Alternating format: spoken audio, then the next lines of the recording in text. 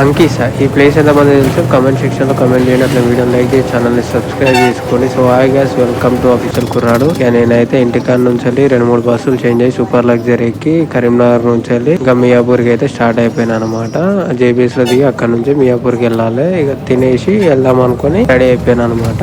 అక్కడికి వెళ్ళిన తర్వాత మియాపూర్ వాళ్ళ అపార్ట్మెంట్స్ లోపలికి అయితే పోయిన అనమాట. నేను ఫైనల్ గా దిగాల్సిన బండి అయితే మహీంద్రా XUV500 అనమాట. నైట్ మొత్తం వాళ్ళు 12 గంటలకు బయలుదేరదాం అనే వరకు నేను 11 గంటల వరకు వాళ్ళ ఇంటి దగ్గరికి వెళ్ళిపోయినా, అపార్ట్మెంట్ దగ్గరికి. కానీ చూసే వాళ్ళు మళ్ళా మార్నింగ్ 3కి స్టార్ట్ అయిదామన్నారు. నైట్ మొత్తం నిద్ర లేకుండా దోమలు కొట్టుకునే సరిపోయింది కదా పని. అక్కడ నుంచి 3 గంటలకు అన్నారు కానీ మళ్ళా పొద్దున్న లేచే వరకు 8 అయింది అనమాట.